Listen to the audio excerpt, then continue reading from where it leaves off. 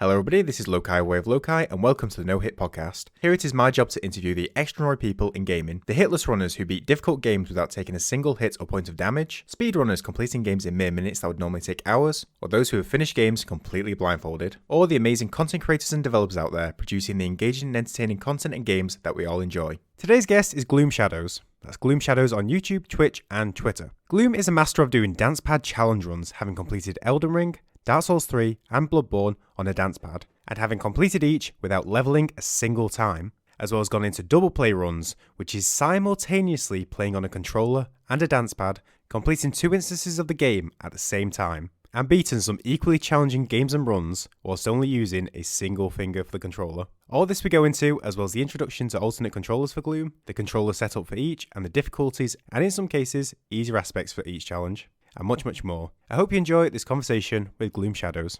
Right, Gloom, thanks very much for taking some time out for today. How's the day been going? It's been going really well, and thank you so much for having me. I just got off work, and I'm looking forward to having this conversation with you. It's great. We've got a lot to get through today. I'm going to start. So I was introduced to your runs, your challenges through From Software games. So that's Elden Ring, Dark Souls, Sekiro. But a curious one to me, at least, when I was doing some prep for this episode, was challenges done on Tomb Raider, and was interested why Tomb Raider. Yeah, so I'm a huge Souls, enjoyer. I usually challenge run the Souls games, but they actually weren't the first games that I got really into. Growing up, I was a huge fan of the original Tomb Raider series. They were actually the very first video games I ever played, and I remember my uncle was the one who introduced them to me, and I would also like play them with my dad, and they just have like such nostalgia for me. And so when the remasters came out, I was like, oh my gosh, I want to challenge run these games. Like they were such a pivotal part of my childhood and like growing up, and I thought Lara was like the coolest ever. So like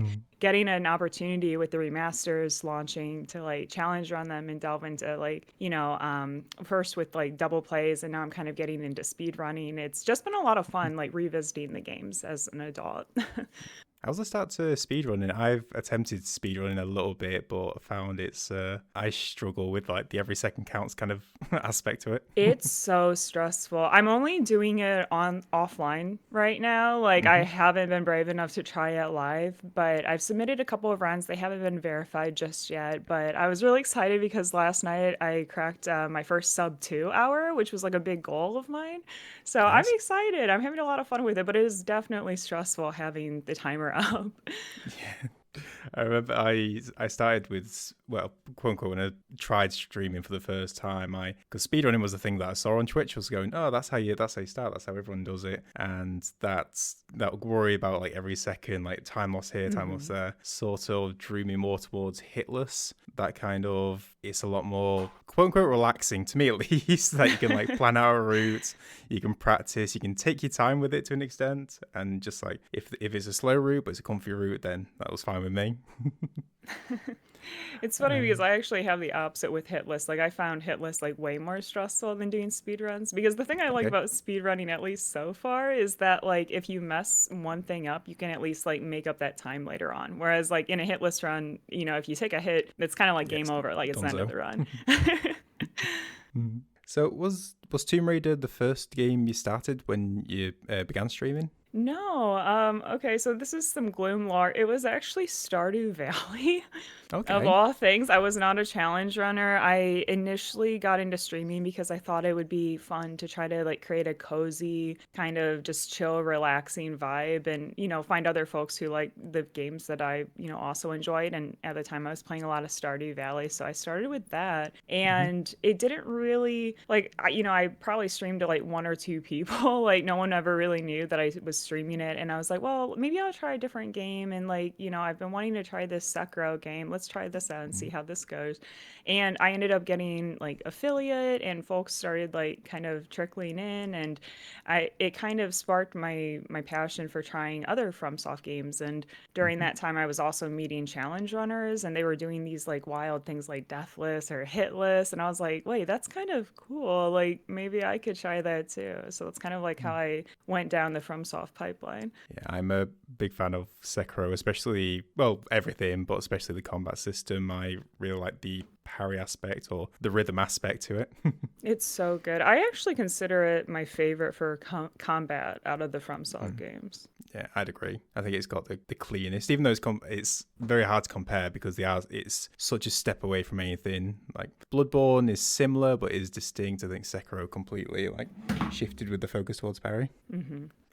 I say that mainly because I tried playing it like Dark Souls for the very first time and got wrecked until I learned the game was trying to tell me, yeah, you got to learn to parry. I think all of us got wrecked because I was also coming at it from kind of a Dark Souls or Bloodborne background, and I kept trying to dodge everything. Like I didn't even Yeah. understand like what the parry button was, and so I also got wrecked early on. So was it a Sekiro hitless run that started this challenge run journey or something? It was. I actually started with Dark Souls 3 Soul Level 1. Okay. And I didn't even the funny thing is like I ended up like really challenge running Soul Level 1s. We'll probably talk about it a bit later, but it ended up being like my favorite challenge. But at the time, I didn't think I'd be good enough to do it, and it took me like 6 months. Like I wasn't even doing it all the time. Like I would just like stream it here or there, or like I would be like, "Oh, maybe we could try the DLC. I don't know if I can even finish it, or I'll try it."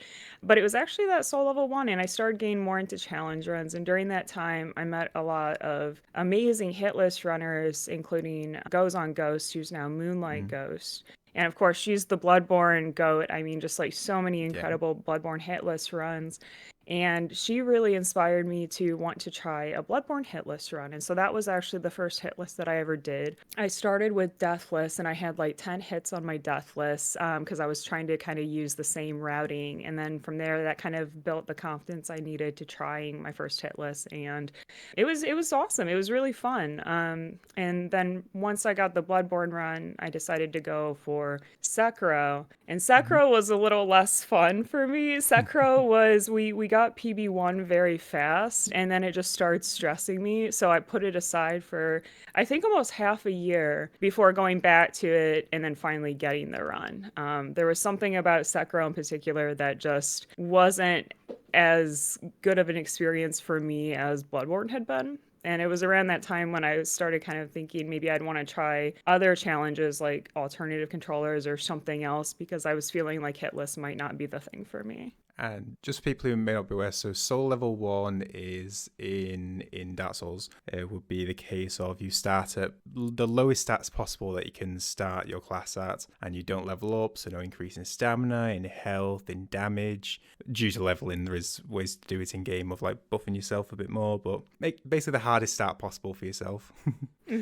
One thing I found with low damage is it forces you very much to learn the bosses well, like learn the movesets, learn how to go through them, especially in something like DS3, which I find has some really cool boss fights to learn, like Dancer, I think's up there in terms of my favorites. Oh yeah, it was like it kind of it definitely forces you to learn the bosses, but the other thing about it is it just made me really appreciate the game, and it was around that time that Dark Souls 3 actually became my favorite. It had always been Bloodborne. I always was a huge Bloodborne fan, but that process of learning the bosses in Dark Souls 3 kind of pushed that into my like top spot of like my all-time favorite From game, and it's still my favorite. And I do think a big part of it is like the time and like just the practice of learning those bosses and having them at low damage and kind of getting to see their move set. And of course, Dancer is amazing. She's one of my all-time favorites as well. So you mentioned their alternative controllers, and we've got a few options to go with, but which was the first one? It was actually Dark Souls 3 on a dance pad. Okay. Around that time, I definitely started focusing on mostly running Dark Souls 3. That was like my favorite to do challenge runs on, and I felt like it would work really well with the alternative controller. For instance, something like Bloodborne, which is on PlayStation, is really frustrating to try to set up for alternative controllers. Like the game's a lot of fun, and once you get alternative controllers set up for it, it goes usually pretty well, but there are a lot of issues with games on PlayStation. So I had Dark Souls 3 on PC, and I thought, well, let's try a dance pad run of this. I got it set up off stream, and I couldn't do anything. Like it took me 2 weeks to like feel confident enough to even stream it because I spent the first day just like running into walls and like not really knowing how to like control my character. I think I tried like Udic Gundyr for like I don't know 3-4 hours and I couldn't even beat him. Like it was a catastrophe. I just couldn't figure it out. But I worked on it for 2 weeks and then we started the run officially on stream and things started to make more sense and I just really fell in love with it. And after that I decided that I wanted to just kind of keep pushing with Dancepad and see like how hard of challenges we could do. Like could we eventually do a soul level one? Could we do, these other really, really difficult challenge kills? But that was kind of the start of it all. And for a visual for people, so the dance pad, it's the horizontal, vertical, and the diagonals. What would be like the controllers, quote unquote, the alternative controller setup for DS3, for instance? So my setup has changed a lot as I've gotten more comfortable with the programs. But when I first started, it was pretty simple. I, for the most part, had like one single profile, whereas like now I have, usually multiple profiles. But that first profile, you have 11 buttons, and I usually I always keep my directions on the arrow buttons, and then I tend to like to roll forward and right. And so I usually put my roll button on the upper right, and then my attack will be on the upper left. And then back buttons are usually designated for like healing and for lock on, since lock on and recenter is the only camera that you usually have with Dancepad whatsoever. Like you usually don't have anything else. And then you have two additional buttons that can be used for like if you need to switch items or maybe for like interacting with items and getting bonfires. So that's kind of like a basic setup that you might see on a dance pad for that game. And by profiles, imagine that's different like controller configurations for it. Is that right? Yeah. So like now the way that I have everything set up is I actually have sub layers and I have different profiles. So say for instance like some bosses, for instance, you really need to be rolling forward and left, but that's really difficult with my usual configuration. So I might have a left profile where the roll button and the attack button are reversed. Or maybe there's a boss that I really want to parry, and so I'll have a parry profile that has that L2 action. But now I also have something called sub layers where I usually have one of my back buttons as a toggle, and when I'm holding that with my foot, all of the other buttons change. So I can have a little bit more camera, I can have more buttons. And I mostly had to do this when I was learning how to do Elden Ring, because Elden Ring has like so many different buffs that you need to do if you want to have like, good attack power. So like trying to figure out how am I even going to have all these buttons, I ended up just using a toggle for it. So I'm just imagining now, so like the right step, so to speak, would be like going towards the right, but if you held the back one down long enough, that right could turn into roll or attack or something like that. Yeah, exactly. Which can be kind of dangerous because sometimes you'll accidentally hit buttons that you don't mean to hit. Like I've definitely like golden vowed right in a boss's face when I don't mean to. So you have to be kind of careful if you have a toggle layer, but it definitely allows for a lot more options for gameplay, and you're much less limited.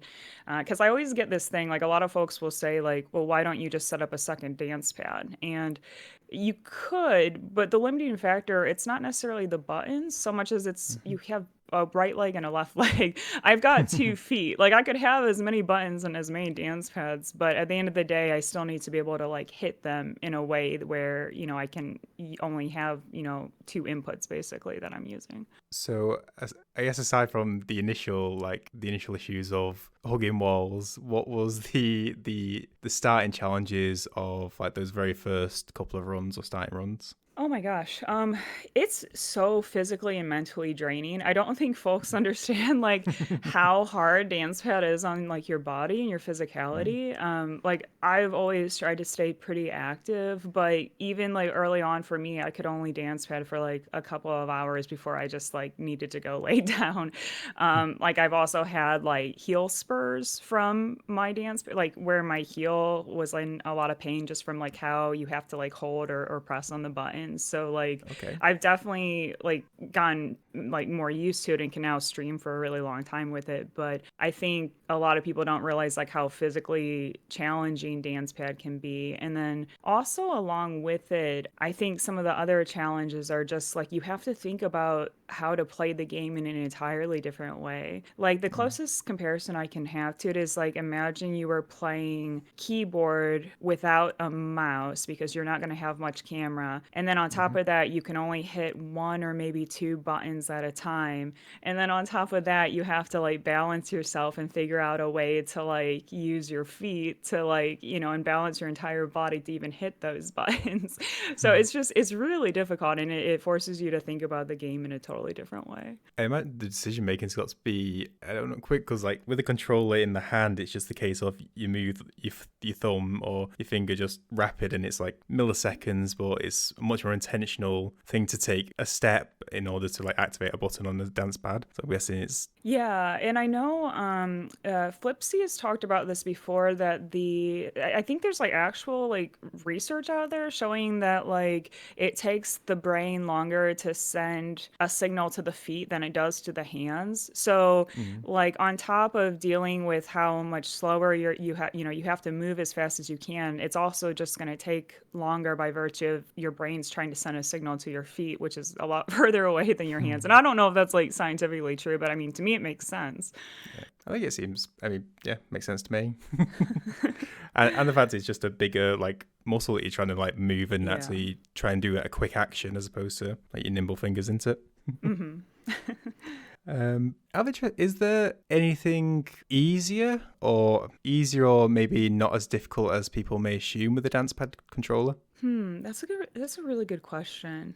I think I think honestly the big thing is kind of what I touched on a little bit where a lot of times people think you don't have a lot of buttons or that you're really limited.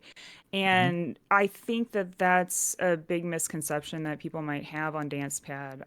Folks are doing absolutely like unreal challenges. Like, I mean, there are people who are like speed running Cuphead or doing like Flipsy just recently completed permadeath nightmare mode alien isolation on a DancePad. Okay. Like, you're 100% not really limited with what you can do on a DancePad, even though you might be limited with how many buttons or how, the fact that you have only 2 feet. I Mm-hmm. think that it's really exciting, and we're definitely kind of like seeing a time where a lot of people are even innovating and like maybe integrating like motion controls alongside dance pads. So I think that that's probably the biggest misconception is, a lot of people think that you might have to like play in a limited factor or that you might not be able to do certain challenges. But I really think that if your mind can imagine it and, you're willing to put in the work, I think you could really accomplish anything on a dance pad, to be honest. And how long was the like progress from those first few, I guess, playthroughs on the dance pad or runs on the dance pad? Because there's still challenges. Because I'd say anyone who's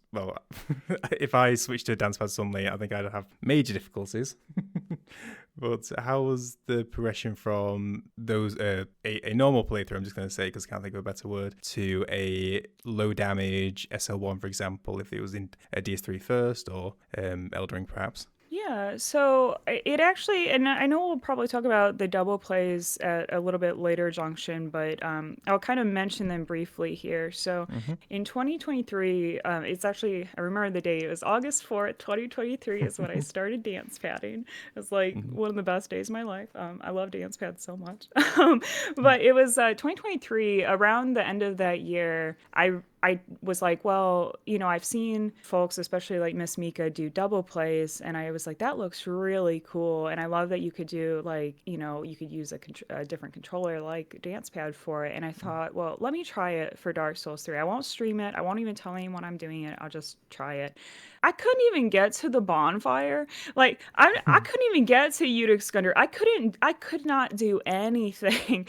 And I was really sad because I always thought the double plays looked really interesting and I felt like it was kind of like a next step of what you could do with dance pads. So I talked to my friends who challenge run and I was like, I know this isn't in the cards for me right now, but how could I maybe get there? And their recommendation was spend the next year just working on dance pad. Just get really comfortable with just doing dance pad to the point where it feels second nature to you. And so that was around the time 2024 I decided I would dedicate an entire year to just, I mean, I think there was a stretch where like it was maybe 4 or 5 months where I didn't even touch a regular controller. I literally just dance padded like every single day.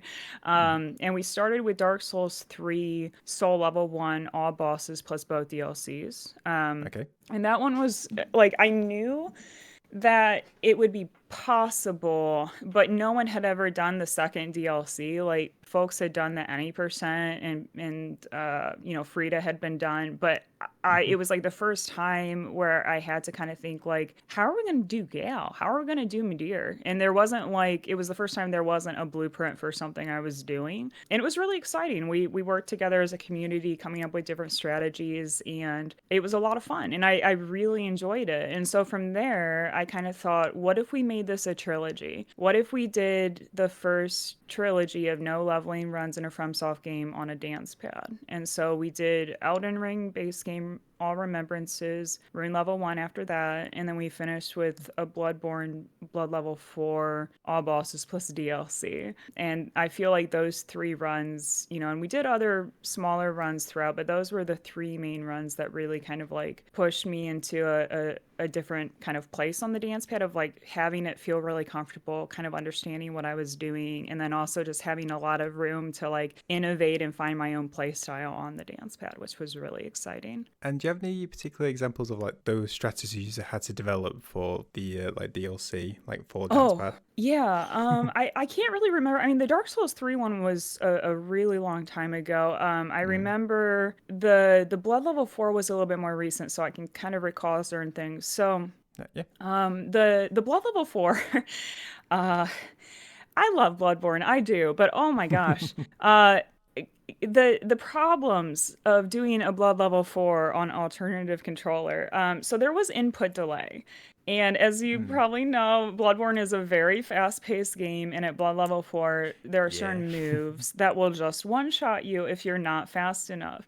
So I was dealing with input delay on Gehrman, and Gehrman, I think, out of this entire challenge, like including Millennia, including like I think Gehrman took us the longest. He took multiple streams and like I think 15 to 16 hours of practice offline to try to figure something out for him, because the problem with Gehrman is he has that really nasty like sickle move he does where he like grabs you with his sickle and he one shots you, and you have to like react immediately. But I was dealing with input delay and I could not. I told everyone, I'm like, this might borderline be impossible like to dodge on dance pad with the PlayStation. I'm like, I don't know how to do this. And what I ended up having to do is normally I hold my foot maybe like, I don't know, like 2 inches above the roll button when I'm getting ready to roll. I had to learn how to just play with it basically pressed against the pad. Like just those like 2 inches of hover, it was too slow. And so it's like I had to completely learn how to hold my foot differently just to be able to even dodge that one particular move. So just like little things like that. And I don't know, it was just a lot of fun. And the other thing that I'd want to say is that the Elden Ring Rune Level 1 out of all of these runs, I feel like taught me the most. Elden Ring is not a game I'm super familiar with. And so I was working with a lot of, you know, different hitless runners, but especially Grand Fomorian. He was kind of the main person who was kind of teaching and helping me with different strategies because I'm just new to Elden Ring. And one of the things is like halfway through, he was like, maybe try hitless strats. And I was like, I'm on a dance pad. Like, that is not going to work. Like, there's just no way. You can't play that precisely. It's dance pad. You have to face tank. You have to build defensively. Like, there's no way. And he's like, I see how you're playing. I see how precise you're being. Just trust. Just try it. And so we started trying hitless strats. And I'd never tried something like that before. And we ended up getting like all the main late game bosses hitless. Like from like we got Millennia, we got Horaloo, Ratabeast. I mean, like everything in the late game, we ended up just doing hitless. And at first, it was like I would just take armor off, and I was doing Blue Dancer. But by the end of it, I was just full sending with like Red Feather Branch Sword, which you have to do it hitless. Like you decrease your health so much. For folks who aren't like sure what that is, it's a talisman that really like radically like improves your damage output, but you have to lower your health into a really tiny range where if you do take one hit, you're just going to die. And so that was really exciting because it changed my perspective on like what I could do on a dance pad and like how I could play on a dance pad. And it showed me that like you can do more hitless things and you can play cleaner and you don't have to just build defensively. There are a lot of ways you can play. And that was really another moment that I thought was really exciting. Anyone's say if you want to see one of the most impressive of runs, I'd go onto Gloom's channel because there are so many hitless runs with these alternates, and especially a recent one, which we'll go into a bit later, was a hitless arrow 1 Millennia using one finger. We'll go into more of that stuff later, but there is some very impressive stuff on that channel, on your channel, I should say. Thank you. It's really kind of you to say. You just mentioned there about defensive up front. So was that your first approach to it? Just wanted to get a better idea of what defensive approach meant. Yeah, so I had kind of looked around at like how other runners played, and a lot of runners prefer playing a bit more defensively, especially like in Elden Ring, because there's so many options. Like you can use Endure, you have so many different like sets of armor. Like there's I mean, you can use the Opaline tier. There are so many options for defense, and so that was just sort of like the meta for Dance Pad is to just play defensively, and so that because you're limited, you only have like essentially 4 directions, and so it does make sense to play that way. And I think only by having influence from hitless runners and people kind of explaining the strats to me and encouraging me to try something more offensive, that I would have never on my own probably pushed towards that. Because in my mind I didn't think it was possible. And I'm honestly, it's kind of how I'm playing even the double plays now. And I know we'll talk about that a little bit later, but I started again with the double plays playing more defensively and being like, I'm not going to be able to like make quick decisions. And now I'm just going back into my glass cannon mode. It's how I play. It's just how I enjoy playing. Like I was kind of mentioning this the other day on stream that like for me, I'm happiest when I have small health and big damage. Like I love having like the biggest damage output I can, and it's just kind of like naturally how I play. And so it's been really nice to kind of be able to take that play style and implement it on the dance pad. I will say, did that go into the BL4 and SL1 for DS3 and Bloodborne then, getting a bit more aspect of glass cannon? It did not for Dark Souls 3 because that was the first one we did. So I played if I were to redo that run though, I would play it so much more like aggressively. I definitely played much more passive. I never used like Red Tear Stone or anything like that. I definitely had full armor, the whole time. So I would play it differently, but Blood Level 4, absolutely. I definitely tried. I always I more recently kind of started having this goal, but I have this goal where when I play on Dance Pad, I want to try, like if someone just cut off part of the screen and, you couldn't tell I was on a Dance Pad, I'd want people to think it was a controller. Like obviously there are certain limitations of how the movement on Dance Pad, like people who know would know and be like, oh no, that's a Dance Pad. But I really try very hard to think like, okay, how do I play this fight on a controller? Now, how close can we get that same strategy now on a dance pad? So if someone was just like looking at the footage, blind of any sort of like camera, like showing obviously a stream or anything like that, they'd be just going, it's just normal gameplay footage of someone playing the game with no reason to think there'd be any sort of alternate controller being used. Mm-hmm. Yeah, and that's kind of like, that's a big goal and something I'm working on right now. And like, obviously, like I said, there's always like little tells and there's, ways you can kind of see or like things that I would do differently on a controller. But I do like that as a goal. I like trying to think like, how close can a dance pad get to a regular controller? It's a fun challenge. I think we'll go into double. Well, I'll ask one question, then we'll go into the double plays. Yeah, of course. Just only using the dance pad, which will make sense in a sec after we go into the next bit. What has been your favorite run? Ooh, just the dance pad. I know we already talked about it, but I really did like that Rude Level 1 All Remembrance for the base game of Elden Ring because it was my second playthrough. Like, when I say I don't know this game, I don't know this game. Like, that was the first time I ever even, like, fought, like, Fias or Plasty or Fortisex. Like, I never even did those on my first playthrough, and I just thought it was like when I said I was gonna do it, everyone was like, "Girl, that it's your second run. Like try like maybe play the game a little bit more."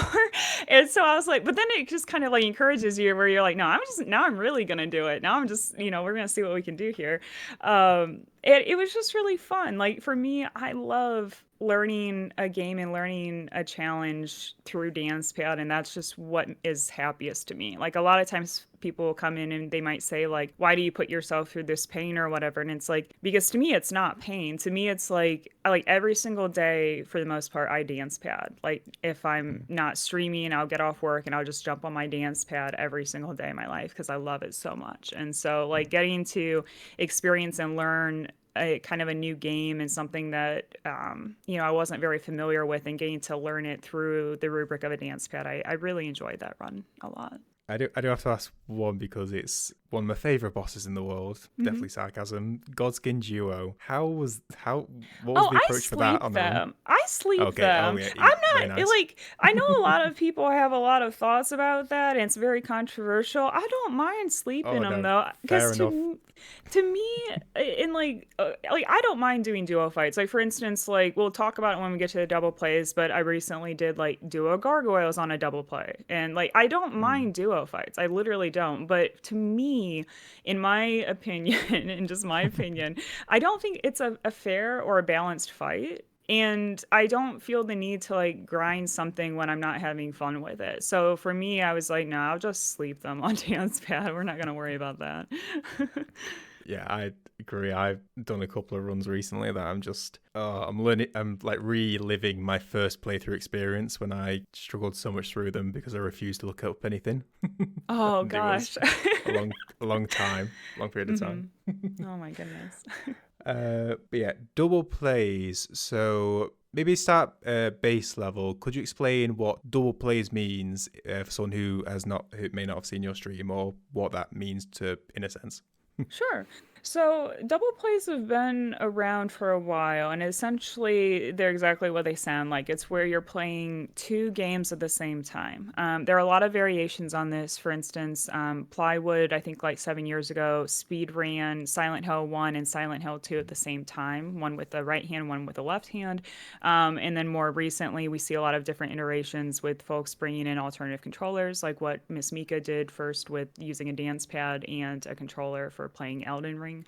So there's a lot of different things you can do with it. And I knew, since I love dance pads so much, I knew that eventually I really wanted to find a way to start working on double plays. My first kind of thought about it is when the Tomb Raider games were announced, I really wanted to do it for Tomb Raider, to show Hmm. the differences between the remastered graphics and the original graphics.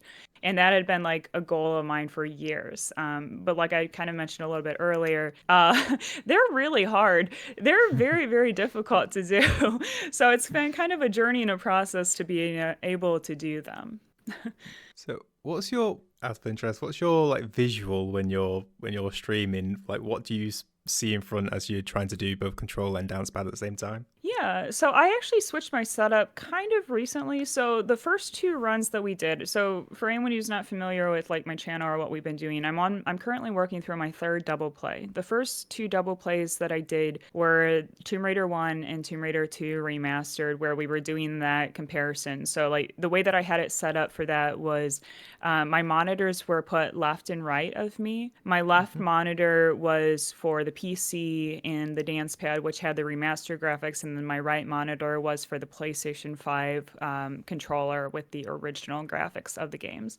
But I recently, and I'm loving it, I switched my setup to a vertical setup. And so now the Okay. way my setup is for Elden Ring is the dance pad is actually on top. It's my top monitor, so it's more eye level with me, and I can like focus more on that because I have to. I always focus on the dance pad more than the controller just because I need to be able to make bigger decisions decisions, like I have to shift Hmm. my entire body weight around.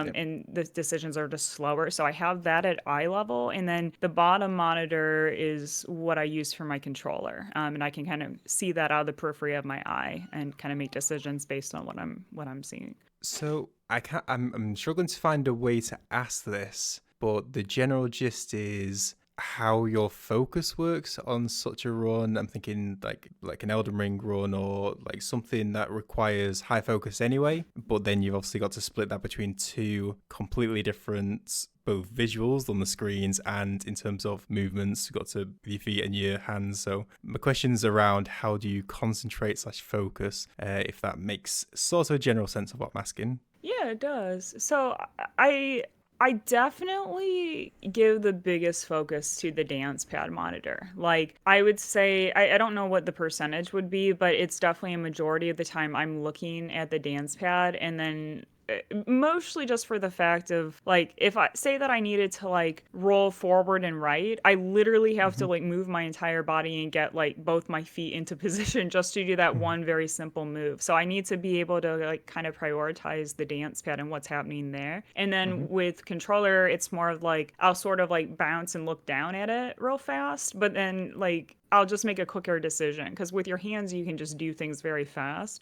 But I'm still learning and I think I still have a long way to go until I'm where I want to be with double plays. And I'm really excited to keep learning and, innovating and figuring out things that work for me. But right now, that's kind of like the main way my focus is. And I will How's say it my been? brain melts after after like a stream of double play, I have no brain power left. This is like maybe I just have a tiny brain, I'm not sure, but it is requiring 100% of what I have in the brain. There are no thoughts after I stream these. I just lay there just completely just like, okay, I'm just not going to use my brain the rest of the night. Well, you mentioned earlier that the mental part of being able to like concentrate on dance pad and then having to do it controller as well. You're basically just doubling up on something that's already seems to be very tiring process Oh or yeah, and activity. like I literally have Grand is in my ear reading chat because I can't. I just like I do read chat obviously like but for a lot of stuff sometimes I'll be like can you just read that to me please because like I can't like, I can't look at two things and read and think. It's like my brain only has so much. So I have someone, like kind of like helping me with the chat aspect because I just can't at a certain point. Makes complete sense. And so I'm just wondering, how was the experience? So you got on very comfortable doing dance pad only. How was that initial like few steps within Tomb Raider? Just going, okay, starting this dual play. Was it a lot to take on, or was it? Obviously, it was a lot to take on because it's a complete like doing two things at once, two intensive things at once. But how was those official like first couple of weeks trying the experience? Yeah, it actually, I was really excited. And like, it was another thing where I'm glad that I did it the way that I did it. Because initially, so for anyone who doesn't know, the reason I'm doing this is I'm trying to work up to doing Dark Souls 3 this way. It's never been done Okay. with a dance pad and a controller. It's my favorite game. And for a long time, I've kind of thought I legitimately am not sure it's possible. I don't know if it can be done just with how fast some of the bosses are, but I want Mm-hmm. to work towards it. And so I was kind of laying out a roadmap, and I thought to myself, well, let's take like Tomb Raider, which will be less complex, and then we'll move into Elden Ring, which is obviously a very complex game, but at least allows you a lot of tools and a lot Mm-hmm. of different options for how to play. And then we'll kind of assess after that how I'm feeling about Dark Souls 3. And it's been working really well. The first couple of tries on Tomb Raider, it honestly felt very good. Like I had just reached a point, we had done Tomb Raider on Dance Pad previously, so I kind of had the muscle memory of remembering like, oh, we did this run. Like I know kind of like where how to do it, how to do the jumps, how this feels. I had my profiles all set up, and we actually were able for both Tomb Raider 1 and Tomb Raider 2, we were able to do the double play for both of those in just Mm-hmm. 3 streams, which like I was shocked that we were able to do that and go that fast. And for someone who may not, I've seen such a run before, either from yourself or elsewhere. What sort of personal rule set do you have in such a run? Just someone may think, okay, we just do one controller and we go somewhere, then we just do the exact same with the other controller, and then we just do like step by step kind of thing. What's your personal rule set for these sorts of runs? Yeah, so I'll kind of talk through the rules for that I had in place for Tomb Raider, and then also for like the FromSoft games. So for Tomb Raider, the rules that I had in place were I wanted to do everything, including, I wanted to do everything for the most part synchronized. And that meant like all developer intended puzzles for the most part, unless they were just too ridiculous to do at the same time. I wanted to do them at the same time. However, I had a rule in place because I was learning the speed run, and obviously like in a speed run you learn kind of not like non-dev intended paths. And so for any jumps or anything that was not dev intended, I allowed myself to do those portions separately, just because I mean sometimes they literally require 4 button presses on the dance pad where I literally had to get I had to like twister mat. I had to use like both my hands to even be able to hit the buttons that you need to for some of these skips. So it just wasn't it didn't make sense to do it at the same time. But yeah, for anything that was like dev intended, like there are some really famous like pillar jumps that you have to do, and that was a lot of fun to kind of try to figure out. I will say Tomb Raider 2, the water puzzles, trying to figure out the water puzzles simultaneously was like awful. And it's like one of those things where it's like, okay, we did it, and now I never have to do that again. Because like how water levels are always like the worst, and then trying to like Yes. double it up and have a time pressure, it was like the absolute worst. But yeah, we did it, and it was a lot of fun, and I was really happy with kind of that rule set and how it worked out. And then for Elden Ring, the main rules that I have in place, I'm not using any summons, which there's nothing, or like any spirit ashes. Like I really want to solo everything. We're doing all remembrances, and the main rule is I try my best to keep everything synchronized, but say that I reach the grace on one and I accidentally like fall off on the other, like I don't have to like reset on both. Like for the running portions, I do my best effort to get it synchronized. If something desyncs, that's fine. I just keep going and keep playing on both. But the bosses do have to be within the same time, and they have to be killed within a minute of each other. Okay. So I can't just like run around and hide or dodge on one, and then like I Focus have on to one. kill them in and defeat the bosses in a very synchronized way. So that is like kind of like the big and the main thing that I'm focused on for these runs. So it'd be the case of in Easy One, Godric, just like if the dance pad dies, then you also have to let the controller one or the console one go again to just restart the running over again. Yes, and so to make sure that we don't mess something up, I have save files in both the PlayStation and PC. And I am so nervous about messing up my save files. Like like every time, like I have this kind of mantra. It's like on the PlayStation, it's like upload, not download. Upload, not download. Yeah. Like we do not want to mess this up, because if we messed up the saves, especially on PlayStation, it would be the end of the run, which would be really unfortunate. Yeah, for people who don't know, because PC is so much easier. Like when I started doing or got introduced to Hitless and was doing Hitless, was on console for pretty much the whole time I was doing Hitless. And the way that works, at least it's on PS4, I think PS5 is a bit weird, where you could use a USB stick and you could download your save files from the PS4 onto the USB sticks and re-upload them over and over again to practice bosses or running sections or whichever save files you wanted to reset. Well, there can be the thing that the two in the settings of the PS4, the buttons are pretty close, or the selections are pretty close together of download, upload. So I have on occasion completely wiped my save files, which was not a happy time. Oh my gosh. Yeah, that's like my greatest fear. And like you had mentioned with the PlayStation 5, you can't even use the USB method anymore. So you have to use cloud storage. So yeah, so you have to like use cloud storage, which is one save. Like if I mess up that one save, all these hours and all these streams and all this practice and work that we've put in, it's all gone. Like it's so stressful. And so I am like, for anyone who's curious, I am periodically backing everything up. Like there is a method where you can back up onto a USB like every like like all your stuff on the PlayStation, and I am periodically making backups, so it wouldn't be the end of the world, but like let's just like make sure that doesn't happen, kind of thing, you know? It's definite safety precautions going on. Yeah. I do want to go into the one-handed stuff, which I touched on very briefly, but just on a separate variety control that I noticed on your channel was, where does the guitar controller fit in the timeline of when you tried those sorts of runs? Yeah, so for anyone who doesn't know, I've tried a lot of different alternative controllers. I don't think I have any other ones that I want to try. Like I kind of did the thing where like I tested and dabbled in a bunch of them, and then I kind of chose, or rather, I guess I don't know. I always like to say the alt controller kind of chooses you, but like I just fell in love with Dance Pad, and I just want to focus on that for the most part. But there was a period of time where I was doing Guitar Hero runs, and I actually have a guitar that is it's been repaired and also modded to have really nice buttons. It was modded by Prof. He did an amazing job on it. Her name's Sophia. So yeah, I have this guitar. It's amazing. I love it, and we've done quite a few different runs with it. Like we've done like Blood Level 4, we've done Soul Level 1. We were actually working on guitar. The last time I was using the guitar was I was working on Guitar Hero Sekiro Shura Hitless, and we had a PB of 1. And for anyone who's wondering what the PB hit was, there's a grapple point at the beginning of the game, right before Ogre, to go down and get some Gashin.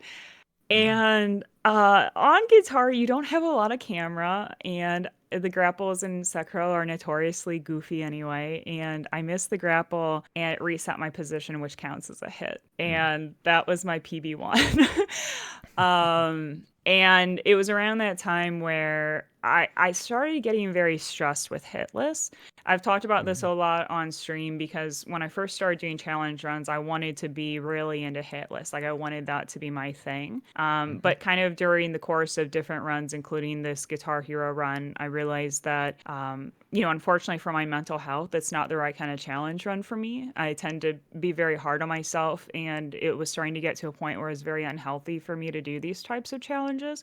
And so I kind of let that go and decided to refocus and just look into stuff that filled me with joy. Because at the end of the day, runs are not as important as your mental health, and you have to look after, your own well-being first. So that was kind of like how the guitar fit into all of this. And I honestly haven't done anything with it since. I've just been so happy just doing Dance Pad. And I don't really know if I'd go back or do anything on guitar. Like at this point, I'm just kind of very satisfied and happy working on my Dance Pad runs. I've always thought, from having not tried, but I think I will at some point, that Sekiro would be a nice one for an alternative controller, because as I mentioned earlier, to me at least, it seems very much a rhythm game once you've got that parrying down. So any sort of one you can keep that have a constant press or rhythm to a controller seems nice to play with. Yeah, Maybe I'm missing something, but yeah, I actually 100% agree with that. I always tell everyone, like when people say of the FromSoft games, which ones do you feel map the best to alternative controllers and which ones are the worst? I always say Sekiro and Dark Souls 3. I really like, in Dark Souls 3 in particular, I like that you can be locked on, because again, when you're playing on alternative controllers, you usually have to pretty much play locked on because you don't have much camera control, if any. And I like that you can still like run and roll, which is like a lot different than some of the other games. And with Sekiro, it just feels so smooth. Now for the worst, Bloodborne. Bloodborne is so bad for alt controllers. It is so bad. For instance, when you hook up a Guitar Hero controller to it, I didn't have this problem with Dance Pad because my Dance Pad setup was a little different, but the way that I had to set up my guitar because it's modded, the PlayStation would time out because it looks for like a handshake. And if it's with a controller, like a regular controller, and if it doesn't see it, it times out for a second and then resets. But when we were doing our Blood Level 4 on guitar, like you might just be in the middle of a fight, like a beautiful hitless BL4 orphan, and then all of a sudden it times you out and you just die. And it's every 8 to 9 minutes, so you can't really do much about it. It's the worst. It's so bad. I've got nothing to say to that, isn't it? Just the controller's going, yeah, I'm just gonna screw this fight just Oh because. yeah, yeah. It's so cursed. It's so cursed. I mean, like I still love doing alternative controller stuff with Bloodborne, but I definitely joke a lot that that's the reason it's no longer my favorite game. And maybe it's not entirely just a joke. Maybe there's some truth there. I don't know. Can neither confirm nor deny, I guess. How does controller movement work with the dance pad? How does that go? Yeah, so controller, like you have the four directions. And I've mentioned before that like you kind of have to choose which way you want to roll because like so think of it this way, you have your four arrows and they're kind of laid out in like, like up, down, left, right sort of format. If Yep. you have say that you have your roll on the right, which is where I do, you have to almost like put your foot almost completely sideways, right? Like to be able to and then you on the other one you have to hit the left arrow and it's this really awkward stance.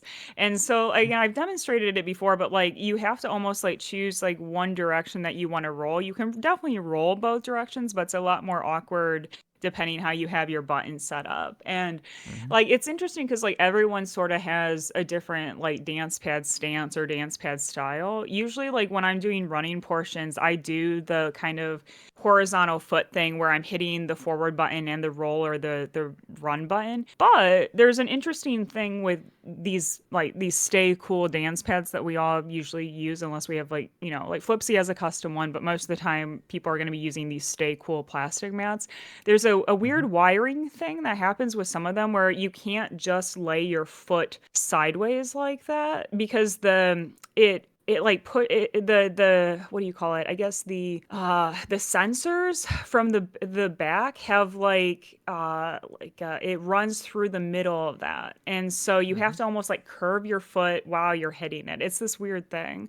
So it's like you have to kind of learn to like hold your foot in a certain way and kind of curve it up so you're not hitting the way the sensors are laid out. But yeah, the movement can be pretty smooth, all things considered. You just have to kind of like test out with your dance pad and see like, how sensitive certain wiring issues might be. And just a final one on the alternative ones. So, what other ones was the other than the guitar and dance pad? Just out of curiosity.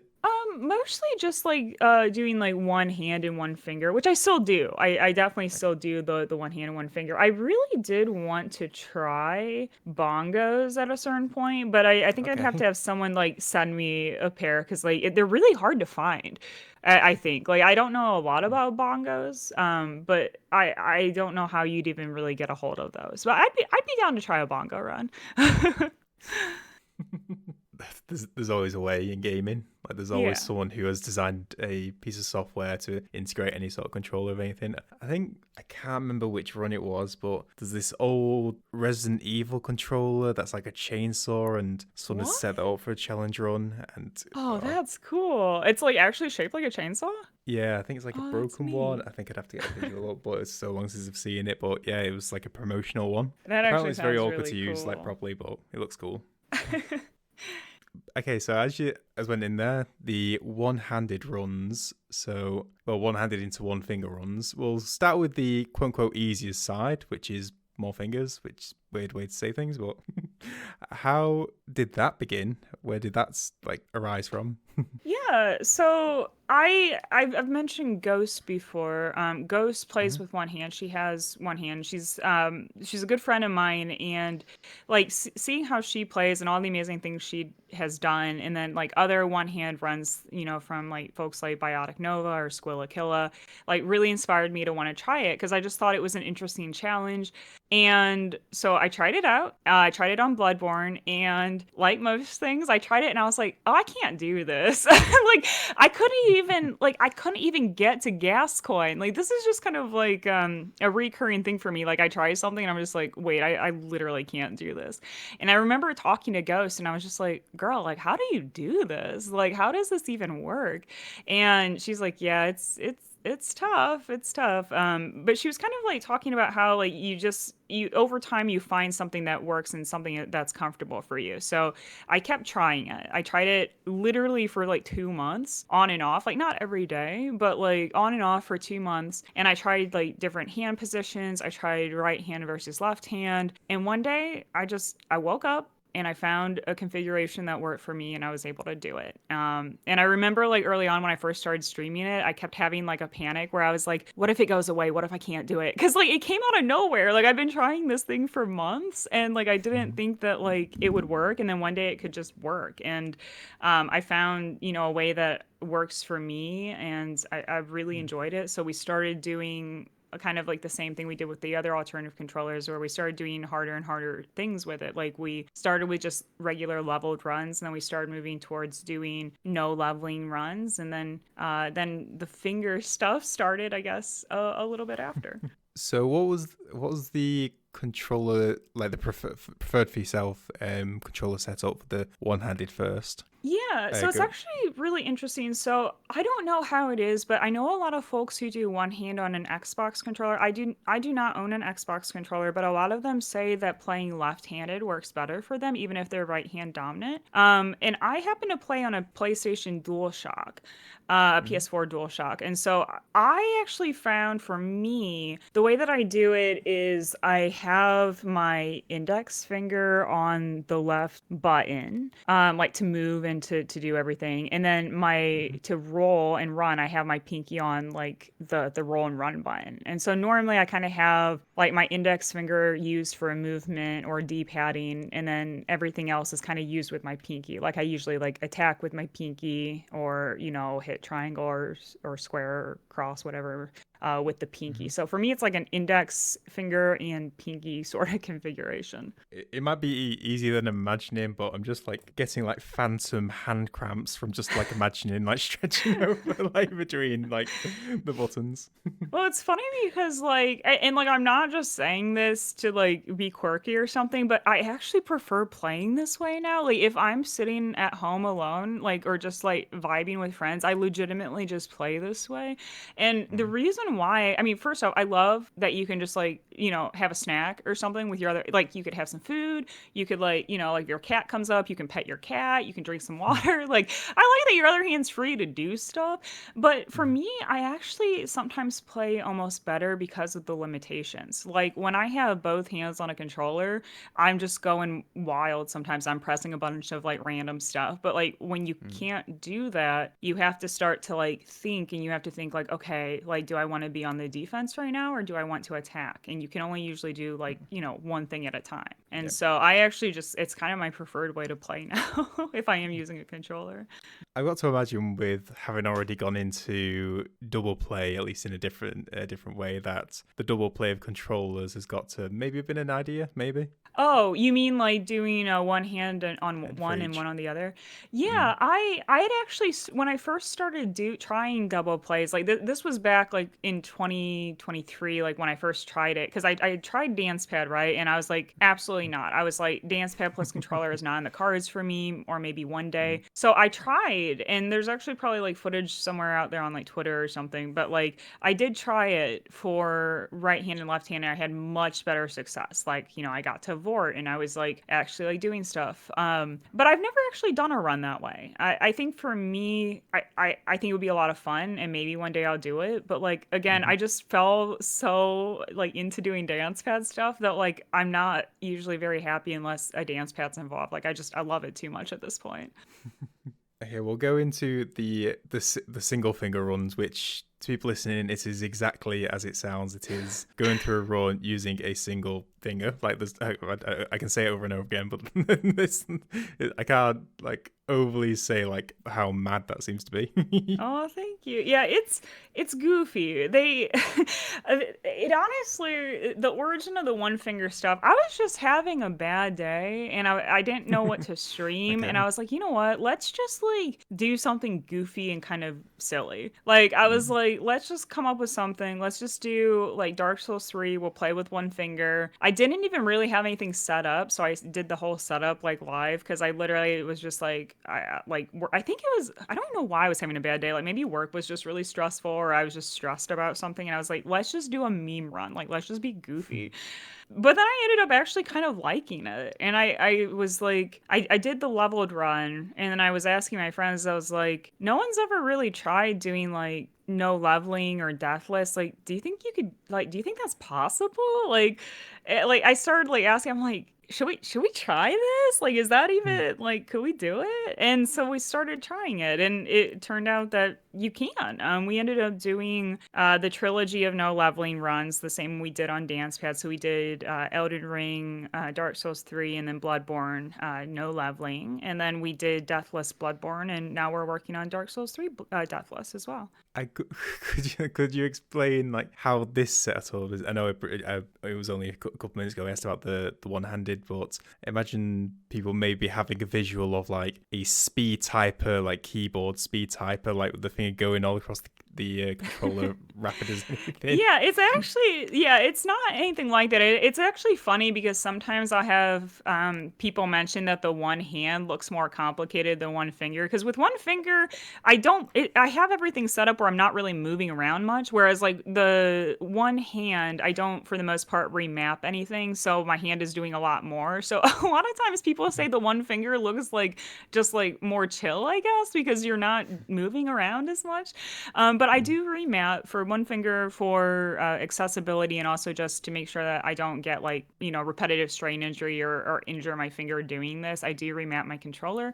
And the general layout is I put my roll and my run button as L3. So I can use all motion and just press down. So if I need to like run forward or dodge forward, all I have to do is just press down and kind of use the trigger, or use the what are they called, bumpers? Use the bumper to Yeah. or I guess it. Wait, what is it called? Analog stick. I know Analog as, stick. but I Thank don't. you. Yeah.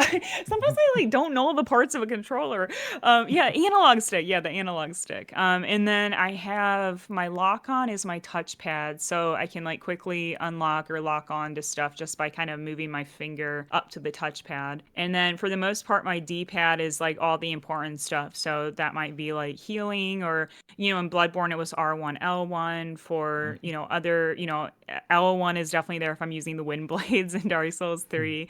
So like, whatever is the most important I put on the D-pad. And then menuing is usually like R1 and L1. And then like the triangle and circle and all those buttons are just like other random stuff that I don't need to get to as quickly. I'd able to just mention with that bumper stuff. I recently played the Ori series, which is a couple of Metroidvania games, which I highly recommend. I really enjoyed the couple of games, but they are set for like an Xbox controller. You sort of really have to play them on Steam with an Xbox controller because it doesn't really match well with PS4. And I'd never used an Xbox controller before. I'd always just been PS4 first, and it took me way too long, mainly because, like I say, I've never used it. Was like, what does RB, LB stand for? I like, what is this? I'm used to like R2, R1, all this stuff. It took me way too long to realize what the game was asking me to do. It's confusing. And also, I'm really glad you mentioned that because I also tried to play the Ori series, and I only have the PlayStation. I like could not get it to work. Like, yeah, I couldn't. I had to wait to get an Xbox because it just wasn't working for me. But yeah, it's always like really difficult to like learn new configurations, like whether that is like on alternative controllers or even just learning like Xbox when you've come from PlayStation. So I feel that. If you've not been back to it, I do recommend it. I really loved the two games. I thought they were amazing. Great. Yeah, I need to finish it. I got really far in the first one, and I own Will o' the Wisps or whatever the second one's called. But yeah, I haven't finished. I'll have to try it at some point again. Anyway, back to one finger runs.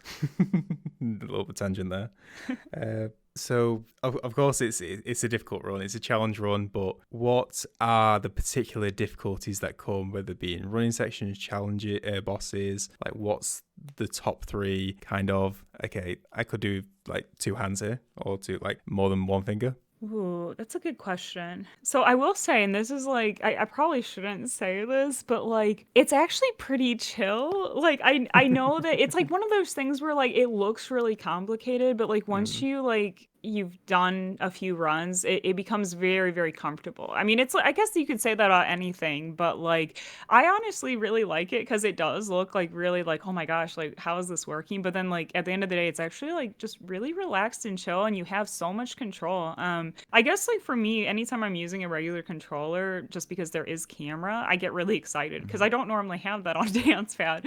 But I think that the hardest things that I've encountered with playing one finger, definitely if there are like multiple enemies, because I usually like it's sometimes very difficult to kind of like you take for granted moving between different enemies. Like say you're doing like Shadows of Yarnum or something like Deacons, like getting the lock on point, but when you don't have a lot of control over where the lock on point is, especially when you're playing with one finger, one input, it definitely gets really challenging. Like I know when we were doing Blood Level 4, Shadows of Yarnum was just like we did it and it was fine, but it was very, very stressful trying to like figure out or navigate where I was in space because I can't really with one finger move the camera around as much, even though we have some camera. So I'd say doing and dealing with multiple enemies can be difficult. I've gotten pretty okay with it over time, but there is finger strain, obviously. Like, I mean, imagine pressing down with one digit for like hours and hours and hours, and sometimes we're streaming for like 7 to 8 hours doing this kind of thing. And I definitely build up to it over time. I also have a background in climbing, so I do have like a lot of just like general like grip and finger training that I've done, but it's still, especially early on, was kind of painful and just something I was like trying to be really careful with while getting into it because I didn't want to like, injure myself. And then for a third thing, honestly, just trying to remember the buttons sometimes, like because you're using a very, very different and very remapped system, and sometimes I have to switch even like with what I'm doing. So half the time, like it'll be fine, but then another time it'll be like, wait, what am I doing? What are the buttons? What is this? How do I do this? And again, you accidentally will do things like golden vow in an enemy's face or do something silly that you did not intend. So I think those are like probably like the most unique challenges for this particular alternative controller. Just thinking with the climbing, just unknowingly been training all this time just for, for this right occasion. Well, I have like this is so embarrassing. This is like embarrassing Gloom lore. I don't know why I thought of this, but I've told this story on stream before. But when I was a kid, like I don't know, I was like really goofy, and I don't know why, but I had this thing as a kid where I wanted to try to show I was like really strong and tough. Like I don't know, like I kind of an edgelord or something. But I would do this thing where I would carry like gallons of milk around with one finger, and I'd be like, "Look, I can carry it with one finger." And now I joke, I'm like, I was training. I've literally been training since childhood for this. It's so goofy. Have you ever seen I can't remember which order it is, Everything Everywhere All at Once? Yes, yeah, I have. It's one of my favorites. I love that movie. It's such a great one if people haven't seen, but it's reminded me of one of like the alternative I can't remember the main character's name, but in one of them she's like got like a master pinky, like she's got a real muscle, like yes. you remember it? I do remember that part. Oh my gosh, that's literally it. Give you a flashback when you were mentioning like carrying the gallons of milk of the, like so the training. Anyway, another tangent, but another good recommendations. Great film. It is a really good film. What other games have gone through like these challenges and become like mastering alternate controller runs with like Elden Ring, Bloodborne, Dark Souls 3, and a couple of others? But is there any other games that have caught the eye of wanting to at least attempt or maybe try, or is there still quite a lot to do with these ones? Yeah, I kind of think of things in terms of like years. So right now for like this year for 2025, I want to focus on types of runs. So what I mean by that is I've started delving into speed runs. And I have a whole bunch of different games that I really want to speed run. So I've started working on Tomb Raider Remastered. I want to move into Tomb Raider like the original game at some point. And then I'd also really love to do the Silent Hill and Resident Evil games, which is not something I've ever challenged run before. And so So there's that. And then the same thing with double plays. I don't know what other games I would want to do double play. I'm definitely working towards that Dark Souls 3 one though, and I'm starting to actually believe it's possible. But still a lot of work needs to be done before we can do it. But I definitely want to see what other games could be run. But for next year, I don't know if this is possible, but like I would love to like get good enough to challenge run 2D games like Cuphead, Hades, and Hollow Knight. I'm Okay. horrible at these games. I love them, and they're like some of my comfort games that I just play when I'm like, not doing well and I just want to play something fun. I'm bad at them though. I'm so bad. But I would love to be able to challenge run them. So I'm hoping maybe next year I just spend a year and just try to figure out how to play them and improve at them. I mean, they're also difficult games, They're especially like so Cuphead and hard. Hollow Knight and nice. I feel like So sometimes like my reflexes, like, I talk about this a lot, but like, I'm mid 30s and I'm like, are my reflexes just too slow? Like, are these games just for the youngins? Like it's like it's so fast. And it's like sometimes I'll be sitting there like in Hollow Knight, like, okay, you do this and then you pogo here and like I have the sequence of what you need to do, and then I try to do it and like my fingers and my brain just like don't work. Like it's like I just don't understand platforming timing for some reason. just need to fix it up with the dance pad and be straight on it. Be much easier. Honestly, again, like I know I've mentioned him a lot because he does a lot of a really, really cool dance pad runs, but Flipsy did that. He actually was the first to do Pantheon 5 on a dance pad and did Path of Pain on a Nice. dance pad. Like, it is so cool. And so it's actually really neat because I know that 2D games and Metroidvanias track really well on dance pad because you don't need camera for those types of games.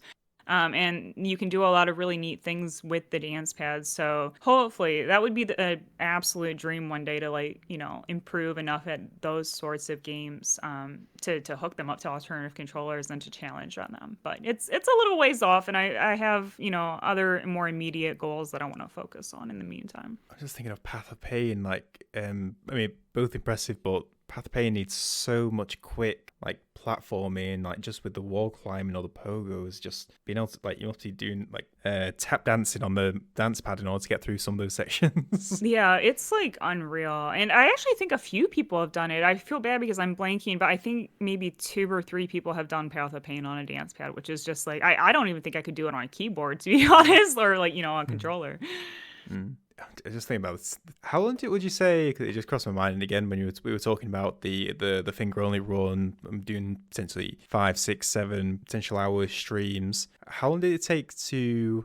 I mean, this is the right way of saying it. Like build up the endurance or build up like the ability to do those sorts of dance pad runs for that long. For dance pad, it definitely, I'm trying to think. Because I still get tired sometimes after like really grueling dance pad. I mean, and that's for anyone who's curious, like, why do I like dance pad and why am I so like infatuated with this alt controller?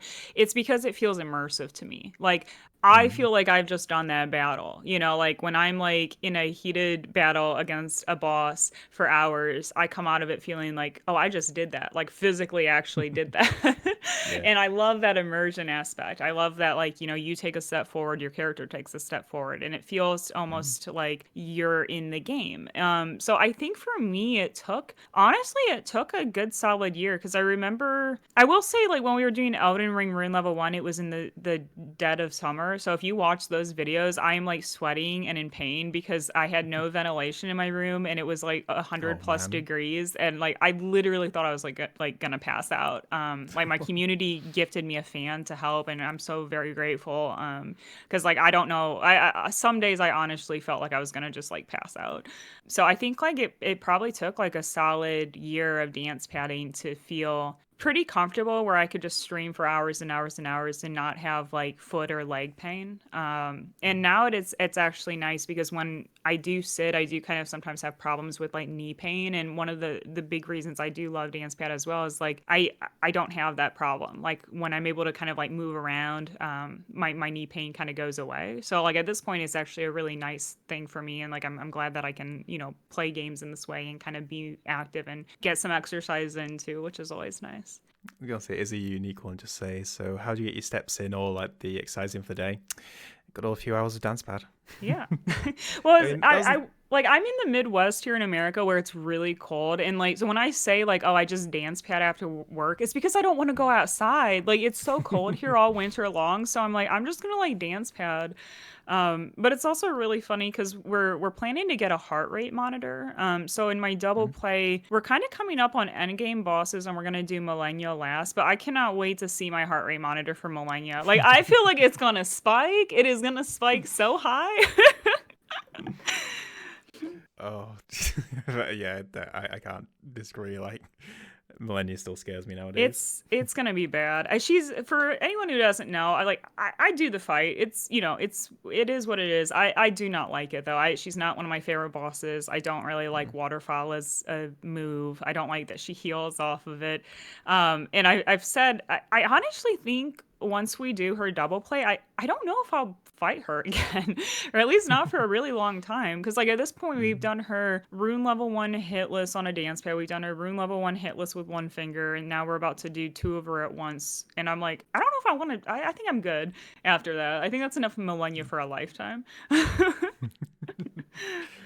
Yeah, I've got to bring it back to that video I mentioned of Gloom's earlier, to with the RO1 Millennia, and it is a different experience seeing the waterfowl dance defeated just by using one finger and strafing and running, and so it's impressive, especially after considering how much that wrecks me. Oh my gosh. Well, I mean, like, it's funny in that video that you're mentioning for anyone who does Mm. go and watch it. Watch my face during the cutscene. I let the cutscene play a little bit, and I think you can just see it's sheer terror. I just get so stressed fighting her. Like that, there's something about like the anticipation of waiting for a waterfowl or like, is she gonna do it? Like, I Mm. just get so stressed fighting her, and I sometimes just let the cutscene play just to be like, okay, breathe in, breathe out. It's just a game. It's okay. She's scary though. I don't like her Mirage attack as well. I feel that's caught me a few too many times as well. Oh my You gosh. know, when she sends us 7 clones. It's so bad. The funniest thing is when we were doing the rune level one hitless dance pad. So she did that clone attack, and I was like up against a wall, and I do not know how I got out of it. It like, it was not skill. I just got lucky with my dodges because I was like against a wall. She's doing the Mirage attack. And then I didn't realize that in the process, I got so nervous. I hit the button to put my dagger on. And so I was running around like rune level one with this little dagger, and I didn't realize it. And then out of nowhere, I accidentally golden vowed in her face, like mid fight. And somehow I still like she let me live, but I think of that often where I'm like the panic was so real I accidentally golden vowed in Millennia's face. Like it was so goofy. Just showing off, basically. Just going, yeah, I can do this. I can... No, I was like screaming, like literally like every Millennia fight video of me out there is like me screaming or panicking. Like I cannot stay calm during that fight. I get so nervous. Right, Liam. I think we shall go into some quick questions and then Sure. probably call it tonight. Yeah, it sounds awesome. I've had a lot of fun, by the way. Thank you so much for having me. I kind of appreciate you. No worries. Been enjoying as well. It's been good. If you had one piece of advice for someone new to alternate controllers or let's say dance pad, what would that advice be if they want to try it out? Yeah, I think the first thing is to not compare yourself. I mean, that's just kind of like good general advice. But I know that at first, when I first started dance pad, I'd sometimes get a little discouraged because I'd look at folks who had been doing it for years, and I'd be like, "Wow, I'm really bad at this. This is really hard. I don't know how I'll do it." And like, just remember like comparison is the thief of joy, and Mm. everyone's process and learning experience is different, and dance pad is very difficult, and it takes time, and to just like not compare yourself, have fun with it, and just like let your journey be whatever your journey might be, and not to compare it to anyone else's. I think you should mention, correct me if I'm wrong, but I think you have a video in like how to set up a dance pad I if someone wants to do. try it. Yeah, if anyone wants to, it's on my YouTube, and it talks through the process of how to set it up either for PC or for play or console. I talk through PlayStation just because that's what I have, but it would be the tips in there are applicable to any console. And also that kind of goes for anyone who's looking to get into alternative controllers. There's a lot of information in there and a lot of overlap. Like even though I might not specifically be talking about like guitar guitar or bongos or other types of alternative controllers, a lot of the programs that we use in DancePad could be used for those as well. So I would say in general, if anyone wants to get into controllers, the guide can just kind of like help with getting kind of some good ideas on where to start. If one game could be released tomorrow, either announced, not announced, a sequel or remake they've always wanted, what game would it be? Oh. Oh goodness. That's so hard because I feel like my like main ones that I wanted to see came true with the remasters for Tomb Raider. So that already happened. You know what? Let's just get wild. Let's say okay, Bloodborne 2. I don't even necessarily need to see it, but like sure, let's just have it happen just so that Just the have it. copium can, I feel like everyone has the copium for that. So, yeah, Bloodborne 2.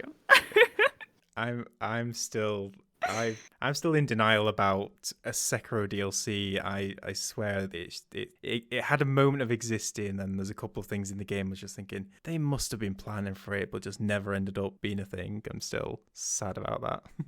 That would have been a glorious one. Oh my gosh. It's such a good game. If you could recommend one game for its soundtrack, which game would it be? Honestly, Hollow Knight. I love the Hollow Knight like themes. It's just so beautiful, and like it's one that I actually sometimes listen to a lot like when I'm going to sleep. Like it's just got such cozy vibes even though the game is is often not very cozy and often very stressful, but like the music I think is really beautiful. I definitely second that. Hollow Knight's got one of my favorite OSTs in gaming. There's so many unique and great tracks, boss tracks, just environmental tracks. Christopher Larkin, who is the creator of music, just crushed it. And looking forward to the copium that is Silksong, that Silk one day Song. it shall descend upon us. But until that fateful day. But yeah, it's amazing music. It's really good. And then penultimate one, if you can think of one, what would you say is your most hyped or fond memory on stream? Ooh, that's so tough because there's been so many. Honestly, like I know we talked about it a lot, but when we did the Rune Level 1 Hitless Millennia on DancePad, we happened to have front page that day. And like having that experience and like, but for me, like the biggest thing, it wasn't about like, having a lot of folks there, which I mean, obviously that was really cool being on front page and getting to do that. But like for me, it was just a really important moment because like a lot of times I do talk about this on stream, but I'm not always the most confident, and a lot of times I think like, oh, like maybe this is too hard or maybe I can't do it. And when I did that, it kind of helped me think like, no, I can, like, if you set your mind to stuff and you put in the work, anything's possible. And it really shifted my mindset and helped me kind of believe in myself a little bit more. As kind of maybe kind of goofy if it sounds a little goofy, but I really did feel like I gained a lot of confidence with streaming challenge runs and just kind of like myself on that day. More time to do it as well. Yeah. And I think we did touch on it a little bit, but I do still want to ask, what are the future plans of Gloomshadows? Yeah, right now I'm really focused on seeing what I can do with double plays and speed runs. I'm not currently streaming speed runs. I'm just kind of like working and learning them offline, but I really do want to see what can be done with double plays. I really want to see how well I can develop different strategies to like play as clean as possible, to try to play as offensively as possible, doing my very favorite like glass cannon strats and seeing like what can work, what doesn't work, and just kind of like keep working on it and just put hours in to hopefully do it for Dark Souls 3 on DancePad and controller one day. And if people wanted to check you out, where would you looking? Yeah, so I'm Gloomshadows on all socials. I usually use like Blue Sky or Twitter for, like schedule updates. I stream on Twitch. I keep my VOD site updated on YouTube, as well as having like edited challenge runs or like boss highlights. But I stream 3 times a week usually on Twitch, usually on the weekends, and then also on Monday. You can catch me there. And like I said, I'm just Gloomshadows on all social media. Lovely. Well, I super appreciate you taking the time out today, Gloom. I've had a really great time I had chatting so with you much about fun. this. So do we think we might see you on a dance pad perchance at some point? I maybe perhaps Maybe? I think it would be I think it would be a Sekiro one. I think that'd be a fun one because I really like that, and I think it would be a good Yes, one. But maybe I would not for a love it. while. Nah, you could totally crush it. It would be really cool. I think Sekiro's a really fun one because, like you mentioned, it is that kind of rhythm aspect. So hopefully one day we'll see you on a dance pad as well. But thank you so much for having me and for inviting me. I'm really grateful for the opportunity and had a lot of fun chatting with you today. No worries at all. Same. And I hope everyone listening has enjoyed it as well. We'll see you for the next one as well. If you enjoyed that conversation and want to hear more with amazing guests, be sure to head over to youtube.com/@nohitpodcast or wayofloci.com/nohitpodcast